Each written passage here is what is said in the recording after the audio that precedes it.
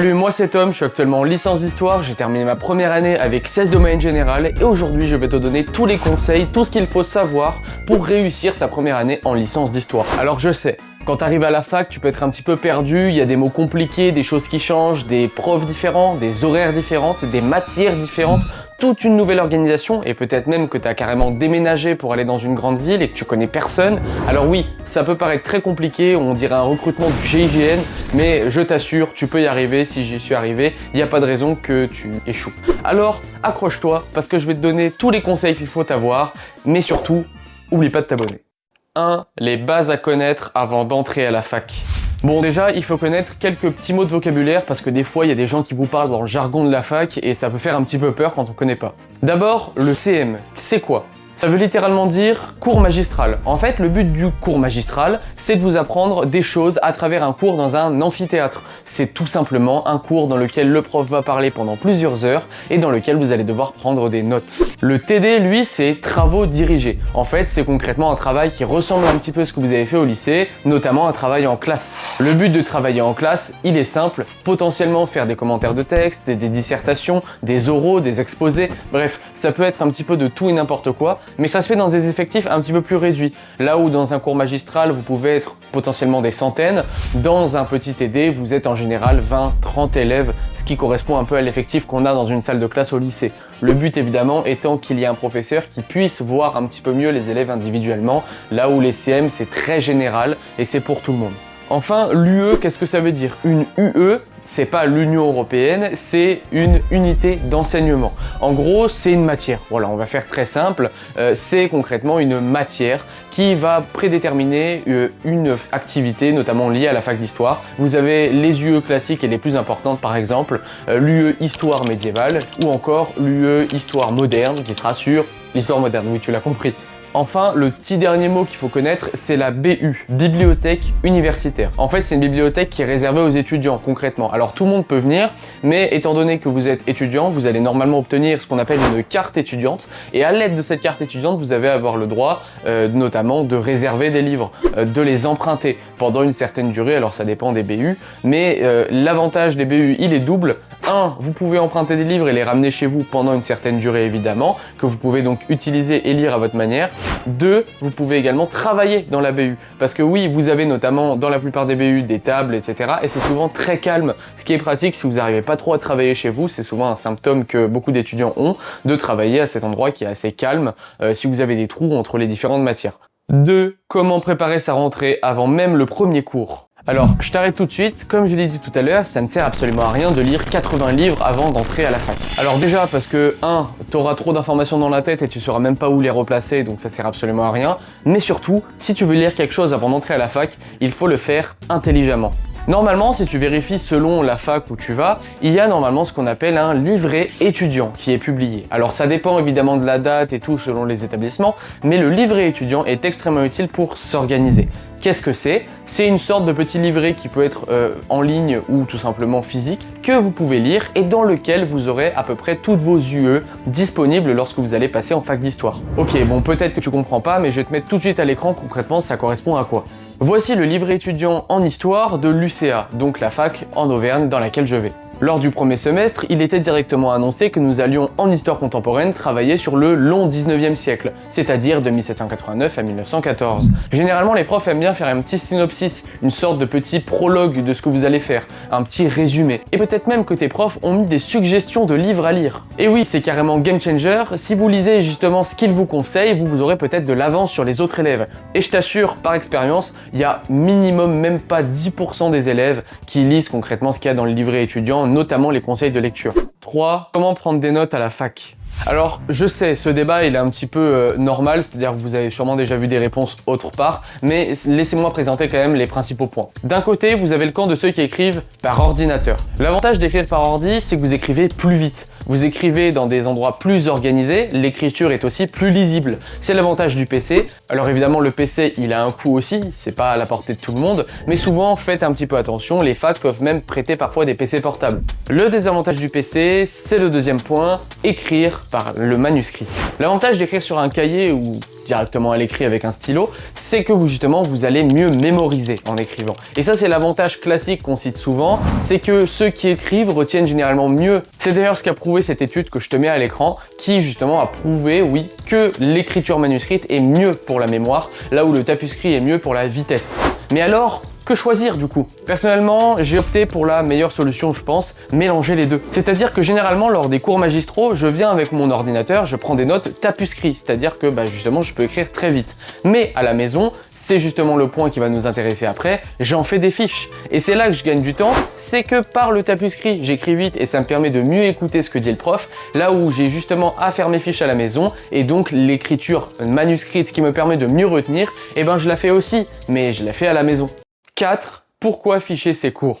Alors là, c'est toute une question de mémoire. Pour certains, les fiches, ça va pas trop. Alors comment faire? Généralement, il sera nécessaire de ficher vos CM, les cours magistraux. Donc le but de ces fiches, c'est de résumer vos cours. Parce que oui, tes profs, tu vas les connaître et souvent, ils vont un petit peu divaguer. Ils vont dire des informations qui sont pas forcément intéressantes, d'autres beaucoup plus. Donc il faut savoir trier ce que tu vas apprendre. Et pour ça, je t'invite à regarder ma vidéo sur le bac à GGSP. J'ai assez bien expliqué ça aussi. Je te le mets à l'écran, par exemple, c'est comme ça qu'on pourrait résumer un cours. À gauche, c'est justement le cours que j'ai écrit sur OneNote et à droite, c'est une fiche que j'ai faite. Fais pas attention, j'écris un hiéroglyphe, mais c'est concrètement le principal que tu dois retenir. Tu résumes et tu as beaucoup moins de volume à apprendre si tu l'écris en fiche. 5. À quoi ressemble un emploi du temps à la fac? Alors d'abord, il faut savoir que ça va dépendre de l'université dans laquelle tu vas aller. En fait, selon les établissements, selon les universités, vous n'allez pas avoir les mêmes UE, les mêmes matières, c'est ça, et donc vous n'allez pas avoir le même nombre d'heures, c'est logique. En ce qui me concerne, je suis à l'université Clermont-Auvergne, je l'ai déjà dit, et je tourne environ autour des 20 heures de cours par semaine. Là où généralement, par contre, c'est pour tout le monde au lycée, tu avais sûrement autour de 25-30 heures de cours par semaine. Tu l'auras compris, tu as moins de cours à la fac. Mais te réjouis pas non plus trop vite, certes t'as moins de cours mais t'as aussi beaucoup plus de travail à la maison. Souvent les lundis j'avais cours de 8h à 18h, ça a été pendant toute mon année, j'avais souvent d'autres journées qui étaient beaucoup plus tranquilles, mais le lundi c'était la grosse journée. Et souvent ce que je faisais, c'est qu'entre midi et 2, alors même que j'avais 2 heures tranquilles, je mangeais pendant 30 minutes et pendant 1 heure, environ 1h15, j'allais à la BU et je fichais les cours qu'on avait fait le matin. Ça me permettait de gagner énormément de temps et quand je rentrais à la maison, j'avais rien à faire le soir même. Parce que oui, faire des fiches, ça implique notamment de le faire les plus tôt possible dans la semaine. C'est l'avantage. Si tu fiches tes cours le plus tôt possible, c'est aussi l'avantage que tu auras. Tu auras beaucoup plus de temps pour les apprendre. Parce que oui, ficher des cours, ça se fait, ça prend du temps. Donc autant le faire le plus tôt possible et gagner un maximum de temps pour apprendre des cours. Si tu veux vraiment performer à la fac, je vais te montrer 3 étapes qui marchent concrètement très bien pour réussir et être peut-être au top de la promo. La première étape, c'est de ficher ses cours. Comme je l'ai expliqué il y a littéralement 1 seconde, tu vas devoir ficher tes cours le plus tôt possible dans la semaine. La deuxième étape, c'est d'apprendre tes cours. Alors là, il y a différentes manières d'apprendre les cours, etc. Tu peux potentiellement l'apprendre par la méthode Pomodoro, qui consiste à apprendre pendant 25 minutes, faire une pause et recommencer en boucle. Ça peut être aussi la méthode Feynman, c'est-à-dire la méthode de la feuille blanche. Apprendre aussi en récitant à l'oral. Moi, c'est ma méthode à moi, c'est comme ça que je retiens les choses.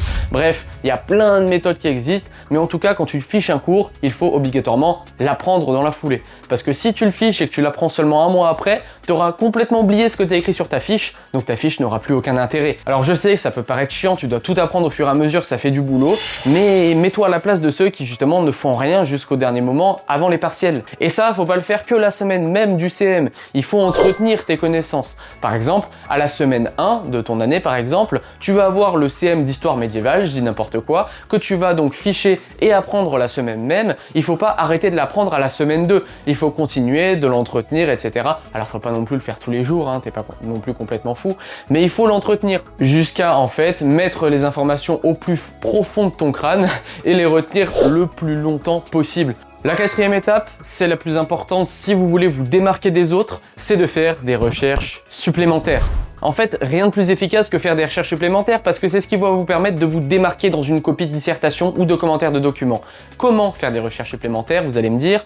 La bibliothèque universitaire. Et là, ça ressemble un petit peu à ce que tu fais en CM, mais avec des livres. Tu vas faire des recherches supplémentaires, tu vas les écrire directement sur des fiches, du moins c'est comme ça que je fonctionnais, et ensuite tu vas les apprendre, comme tu l'as fait avec les CM. Alors oui, ça peut paraître très lourd si tu fais CM plus les cours en recherche supplémentaire que tu vas te rajouter, mais c'est le plus optimal et le mieux pour se démarquer le plus vite possible. Les deux étapes sont donc claires et distinctes. Prendre un livre, faire les recherches qui vous intéressent, évidemment ne pas lire tout le livre, ce serait complètement fou. Lire ce qui vous intéresse, ce qui est en lien avec les CM surtout, c'est le plus important. Et donc là, vous pourrez les ficher et ensuite les apprendre, les retenir.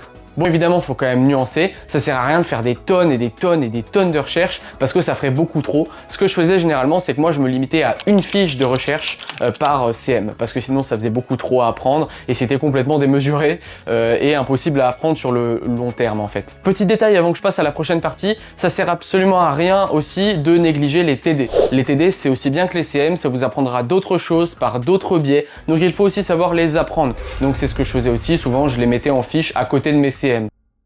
6. J'aime l'histoire, mais je n'aime pas lire. Je fais comment? Alors t'inquiète pas parce qu'en fait, je suis pareil que toi. De base, je ne lisais pas du tout. Au lycée, pour le bac à GGSP, je n'avais rien lu. Je regardais surtout des documentaires et des trucs sur YouTube, en plus de mes cours. Donc en fait, t'es pas forcément obligé d'être un adepte de la lecture de base pour t'intégrer en fac d'histoire. Stat effrayante, dis-toi que j'ai quand même emprunté mon premier livre en décembre 2025, alors que l'année avait commencé en septembre, pour un partiel qui était en janvier. Concrètement, ça sert à rien de lire des livres de 600 pages, je te rassure tout de suite. En fait, lire des livres très longs, ça va juste te faire perdre du temps. Ça où il faut être intelligent, c'est lire les passages qui t'intéressent. Et c'est ça le plus important en fac d'histoire, savoir trier les informations. Imaginons que par exemple, tu fasses un CM sur la Révolution de 1848, le printemps des peuples par exemple en histoire contemporaine. C'est pas utile d'emprunter un livre que sur l'année 1848 qui fait 200 pages. Tu vas perdre trop de temps à travailler sur un seul CM dans un truc qui serait beaucoup trop long et qui te noierait sous les informations. Non, mais par exemple dans un manuel du 19e siècle, par exemple, je vous présenterai d'ailleurs des ouvrages à la fin de cette vidéo, vous pourrez par exemple trouver des petits chapitres, même de 10 pages, donc 10 pages ça peut déjà être très long, avec des statistiques, des noms, des historiens, cités en l'espace d'une simple dizaine de pages qui pourront vous être utiles pour vous démarquer d'autres élèves. Donc pas obligé de prendre des livres trop longs, pas obligé d'emprunter des choses trop spécifiques, notamment si vous venez à peine d'entrer en licence d'histoire en L1, on vous demandera pas quelque chose d'aussi précis, donc d'abord concentrez-vous sur des ouvrages généraux, simples et vous embêtez pas. Quelques sites qu'il faut avoir en tête si vous cherchez des informations non pas en BU mais sur internet par exemple, des sites qu'il faut connaître, Percé, Gstore ou encore Kern. La seule chose que je vous déconseillerais, c'est de vous baser uniquement sur Wikipédia. Ça, c'est le fameux classico de l'erreur qu'on peut faire en fac d'histoire en arrivant. C'est même très déconseillé quand tu mets une source à la fin d'un exposé par exemple, de mettre Wikipédia. Parce que c'est souvent vu comme la simplicité. Puis Wikipédia, c'est pas tout le temps bien sourcé, c'est souvent assez mal fait. Là où Gstore, Percé, Kern et même des livres classiques à la BU, c'est toujours bien sourcé, c'est scientifique et c'est ce que les profs adorent. Donc vous embêtez pas avec ça, ne fais pas cette erreur et prends pas de risque. Mais fais pas dire ce que je n'ai pas dit, l'avantage de Wikipédia aussi est là, c'est qu'il vous donne quand même les informations de base, c'est utile, mais de là à le mettre en source, doucement. D'ailleurs, laisse-moi te donner quelques petits conseils de format de lecture à prioriser qui m'ont été particulièrement utiles lors de mon année de L1. Et d'ailleurs, je t'invite à en mettre en commentaire si t'es déjà en fac d'histoire et que t'as d'autres éditions qui peuvent être sympas à lire aussi. D'abord, le classique, les éditions Que sais-je. Qu'est-ce que c'est? C'est des petits ouvrages qui font généralement une centaine de pages, pas plus, qui sont pas très longs et qui se consacrent souvent à un petit sujet. Le deuxième, si tu veux beaucoup plus aller en détail et avoir des historiens spécialisés, c'est le carré histoire. L'avantage du carré histoire, pour ma part, c'est que je m'en suis servi toute l'année et surtout que ça donne des informations très précises et très efficaces. Regarde par exemple cet ouvrage que j'ai pris, c'est sur Absolutisme et Lumière portant donc sur l'époque moderne, donc du XVIIe et du XVIIIe siècle. Et ben c'est extrêmement utile parce que dans cet ouvrage, on peut y retrouver notamment un certain nombre d'informations, des graphiques, notamment des lettres d'époque et plein de choses qui peuvent être très utiles pour avoir des informations précises. Il y a beaucoup de dates, beaucoup de noms, beaucoup d'historiographie, c'est-à-dire de noms d'historiens, de dates, de manière dont on a travaillé le sujet, de critiques de l'époque également. Donc il faut savoir lire ce genre de format qui sont extrêmement utiles. Il existe forcément d'autres types d'ouvrages, notamment des manuels qui sont beaucoup plus gros, mais bon, ça je vous laisse faire vos propres recherches et surtout lire les bibliographies de vos professeurs parce qu'ils savent ce qu'ils font pas n'importe quoi. Alors évidemment, ça sert à rien de lire toute leur bibliographie, mais évidemment, il y a des classiques qui vont vous mettre, donc ne t'inquiète pas, lis la base et ça se passera très bien. 7. Comment utiliser Internet et l'intelligence artificielle. Petit point sur les sources. En histoire, vous allez avoir concrètement, très simplement, c'est plus compliqué que ça, mais c'est ce qu'il faut retenir, deux types de sources. La source primaire, c'est-à-dire les sources d'époque, celles qu'on n'a pas modifiées, qui ont été publiées à l'époque des événements, et les sources secondaires, c'est-à-dire la source primaire qui a été retravaillée par des historiens, et historiens qui produisent donc un travail, c'est la source secondaire. Souvent, quand on va vous donner des textes à étudier en commentaire de documents, c'est par le biais justement de lecture et de sources primaires. Ainsi, pour trouver des sources primaires, notamment à l'époque antique et médiévale, je vous conseille ces deux sites, Philippe Remacle et Itinera Electronica. Ces deux sites qui sont extrêmement utiles parce qu'ils vous permettent de notamment retrouver des textes qui datent de l'époque, qui ont été retranscrits sur internet, des sources purement primaires, ce qu'on va souvent vous donner à critiquer quand vous êtes historien. Donc ça, c'est très important. Allez chercher sur internet, vous aurez peut-être des textes qu'on vous donnera notamment à travailler qui existent déjà sur ces sites. Autre point, comment utiliser l'intelligence artificielle. Oui, aujourd'hui on est dans un monde qui change beaucoup. L'IA avance beaucoup, il y a de la concurrence entre les différentes IA. Est-ce que je dois ou pas l'utiliser? Comment faire? Est-ce que l'IA est biaisée? Beaucoup de questions, mais je vais répondre assez simplement. L'IA est un bon outil à condition que vous l'utilisez correctement. Ça sert absolument à rien que l'IA travaille à votre place parce que vous n'allez rien retenir et c'est elle qui va bosser à votre place et une fois devant votre copie de partiel, vous allez bégayer. L'avantage de l'IA, c'est surtout pour comprendre ce que vous n'arrivez pas à comprendre. Par exemple, ce que je faisais, notamment pour des gros manuels et très spécifiques que j'arrivais pas trop à comprendre, ce que je faisais, c'était très simple. Je prenais des photos des pages et je demandais à l'IA de m'expliquer concrètement chacune des phrases avec des explications argumentées. Évidemment, l'IA n'a pas toujours raison, mais si vous vous aidez de l'IA notamment pour traduire des mots de vocabulaire que vous ne connaissez pas trop, des notions qui vous paraissent pas très claires, elle sera très efficace parce que les notions existent déjà sur Internet et elle les recherchera beaucoup plus vite que votre moteur de recherche. L'avantage aussi de l'IA, c'est la recherche sur le web. Ça, c'est une fonction qui est beaucoup trop peu utilisée par ceux qui utilisent par exemple ChatGPT, Gemini ou encore Grok, j'en sais rien. Vous allez souvent faire des recherches classiques, vous allez demander un truc à l'IA sans rien. Ce qu'il faut faire, c'est utiliser cette fameuse fonction, rechercher sur le web. En fait, l'IA, elle va travailler à partir de sources que vous lui demandez. Alors, pour être intelligent, il faut demander à l'IA pas de faire n'importe quoi et de demander une recherche sans rien préciser derrière. Il faut lui dire non, à partir de recherches scientifiques, à partir de Percé, de JSTOR, etc., etc., de faire des recherches et de sortir ce qui va vous intéresser.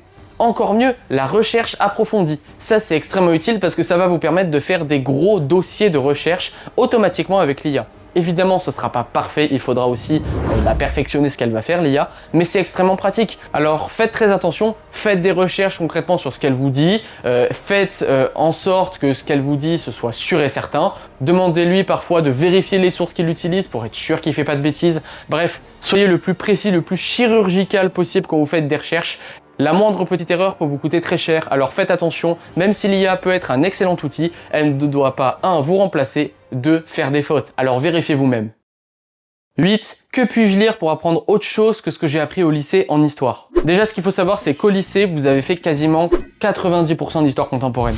L'histoire contemporaine, c'est là où on a le plus de sources, c'est très intéressant, mais à la fac, vous allez, comme je l'ai dit, faire 4 périodes. Alors il faut aussi savoir se renseigner sur les autres périodes. Alors regarde-moi parce que je vais te présenter quelques livres qui servent d'introduction pour mieux comprendre ce que tu vas travailler à la fac, qui servent évidemment de base et pas de source complète. D'abord, en histoire ancienne, ce qui peut servir d'excellente introduction, alors il faut évidemment nuancer, c'est les livres d'Isaac Asimov, l'Empire romain, la République romaine ou encore les Grecs. Petite précision, les livres d'Isaac Asimov, ils datent de 1966, donc évidemment, c'est pas tout récent. Mais ça sert de très bonne base pour connaître la base de l'époque. Si vous connaissez absolument rien sur la République romaine, l'Empire romain ou encore l'époque de la Grèce antique, et ça peut servir de très bonne base. En histoire médiévale, je vous conseille un autre ouvrage, alors que je l'ai pas sur moi malheureusement, c'est L'Occident médiéval d'Alaric à Léonard par Joël Chandelier. Je vous le mets à l'écran, c'est un excellent ouvrage parce qu'il est long, mais il est très bien pour ceux qui débutent l'histoire médiévale. Si vous connaissez pas du tout cette époque,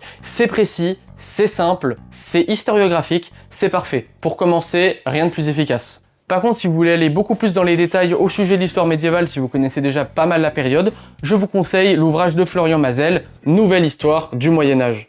Alors, il est absolument énorme, oui, mais il est extrêmement complet. Plein d'historiens ont travaillé en coopération pour cet ouvrage et il est extrêmement important pour travailler correctement sur certaines notions beaucoup plus précisément. Je vous l'ai déjà montré, mais en histoire moderne, ça peut être très bien pour le XVIIe et le XVIIIe siècle de lire des livres sur les Lumières et l'époque donc de Louis XIV. Je vous conseille donc ce carré histoire de Joël Cornette, qui est un des historiens les plus spécialistes de cette période moderne à ces sujets-là. Pour l'histoire contemporaine, même si tu es déjà censé un petit peu mieux connaître la chose, je te conseille notamment le livre de Pierre Milza et Serge Bernstein sur le 19e siècle évidemment, que je te mets à l'écran, sur l'histoire du 19e siècle en Europe, qui est très bien pour connaître les enjeux de l'Europe au 19e, beaucoup plus précisément que dans vos cours d'histoire classique. On arrive au terme de cette vidéo, alors tu l'auras compris, ça sert absolument à rien de s'inquiéter pour la rentrée en fac d'histoire, même si t'aimes pas lire, même si t'es pas habitué, même si t'as peur parce que tu connaîtras pas grand chose, ça veut rien dire. Au départ, tout le monde a du temps pour trouver ses marques, tout le monde a du temps pour s'habituer, donc c'est normal. Ça sert à rien de vouloir lire 40 000 choses, il faut savoir trier, rechercher et lire ce qui va nous intéresser. En fait, ce qui va te démarquer à la fac et faire en sorte que tu réussisses, c'est juste ta régularité. Si tu travailles souvent, pas énormément, mais souvent, efficacement, tout en faisant des recherches sur TCM, en apprenant TCM, en travaillant tes autres matières, tes autres UE, tu vas être très bon. S'il n'y a pas de raison que ça se passe très mal, tu vas juste être régulier là où peut-être que d'autres ne le feront pas. Pose des questions au professeur et surtout n'oublie pas de sociabiliser avec les élèves. Pendant une longue partie de l'année, j'ai pas vraiment pensé à ça, mais c'est vrai que c'est quand même une très bonne chose de se faire des contacts parce que ça permet aussi de, par exemple, rattraper les CM si on est malade, avoir aussi d'autres ressources pour les faire corréler avec les siennes et donc rajouter des informations qu'on aurait peut-être oubliées ou pas vues lors des CM ou des TD. Bref, avoir des contacts et de la sociabilité, c'est extrêmement important pour le bien-être comme pour les connaissances, donc essayez d'entretenir ça au maximum, ça peut que vous apporter du bien. Le dernier petit conseil que j'aimerais donner, c'est que certes, la liberté de la fac, ça peut paraître très attrayant. Ça fait envie de se dire que personne te court derrière pour faire tes devoirs, que personne suit ta manière de participer au CM, vu qu'il n'y a pas l'appel, etc. Mais je t'assure, fais l'effort d'être un minimum discipliné, et je t'assure que ces efforts ne seront pas vains, parce que ce que tu as semé, tu le récolteras, mais de manière positive à la fin du semestre. Non seulement tu auras appris des choses, mais en plus tu auras des bonnes notes à tes partiels. Donc autant rentabiliser. Enfin bref, moi j'entre bientôt dans ma L2, peut-être qu'il y aura des choses que je rajouterai l'année prochaine, donc qui sait, je ferai peut-être une autre vidéo à ce sujet. Si t'as des questions que j'ai pas forcément pu aborder, je t'invite à les mettre en commentaire. C'était Overstory, n'hésitez pas à vous abonner, à mettre un like, faire les classiques, surtout commenter, c'est ce qui me plaît le plus parce que ça permet de voir ce que je peux améliorer ou pas. Et sur ce, je vous dis c'était Overstory et je vous dis à bientôt pour de nouvelles histoires.